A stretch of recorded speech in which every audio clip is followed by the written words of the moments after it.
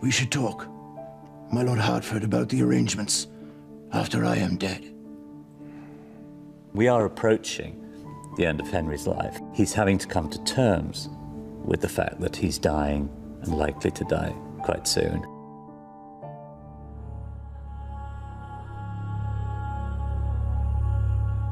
During Henry VIII's reign, he at various times disinherited his daughters and declared them illegitimate. Her baby was deformed. Did you know that, Charles? So how could it have been mine? Perhaps Elizabeth isn't even mine. The presumption was that at the end of his reign, his son Edward would become king with his heirs, but the girls would not become the queen. I am sure His Majesty will one day relent.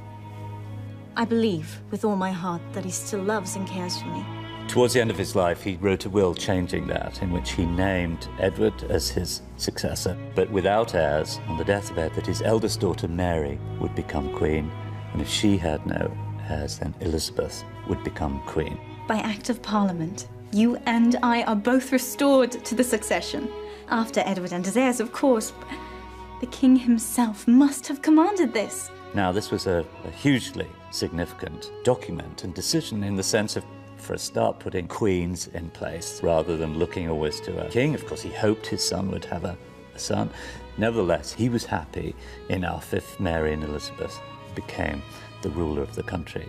When the succession was challenged later, people looked at the will and said, whether we're Catholics or Protestant, we want to be true to Henry's will. So Henry died, I think he was about 55. He was very ill, he was very overweight. He sort of sank away.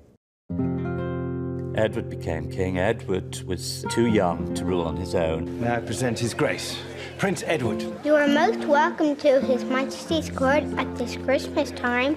Your Grace is very kind to speak to us in person. I have been practicing. So his uncle, Hertford, became the Lord Protector. Hertford was a very strong, convinced Protestant, and Edward had grown up with Protestant tutors. So between them, they started pushing a very, very hard, almost puritanical agenda. Henry had left it slightly in the balance, and he'd allowed certain elements of Catholicism to continue. These were rescinded by the new regime. Edward was determined to continue that policy.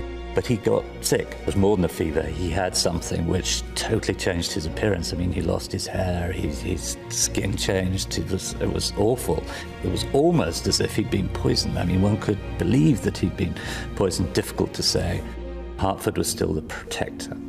He was really fearful that if Edward died, Mary would become queen because she was a known Catholic. So she was an enemy of his, obviously.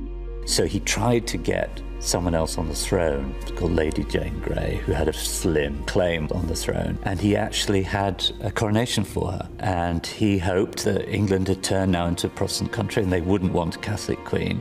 He felt fairly confident that no one would rise against this. They'd welcome it. People didn't. Even Protestant people said, no, it's illegitimate. The only legitimate heir is Mary. So poor Lady Jane Grey was executed. Hertford was executed. And Mary became queen, and she tried to reverse the Reformation. She brought back all the Catholic exiles who'd fled to France and Italy and put them in positions of power. Our old friend Cardinal Pole, who we'd seen in some early episodes, came back as the Archbishop of Canterbury. She restored the churches. She tried to force people to be Catholic. Of course, it wasn't altogether popular.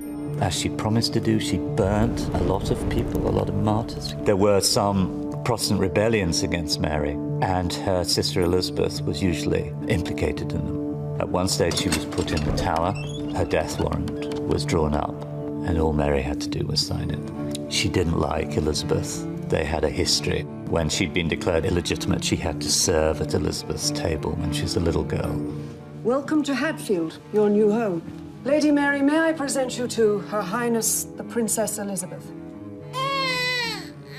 So personally speaking, she would probably happily have signed that death warrant, but it was her father's will, and she hesitated about signing Elizabeth's death warrant, and Elizabeth became the queen. Elizabeth came to power at this fraught time of religious dissension and difficulty, which is why she said, I do not want to make windows in men's souls. I don't want to know what your religious practice is, so long as you're loyal to me. And it was a very wonderfully tolerant attitude for a ruler at the time, and the rest is history. Man appears on earth for a little while, but of what went before this life, or what will follow, we know nothing.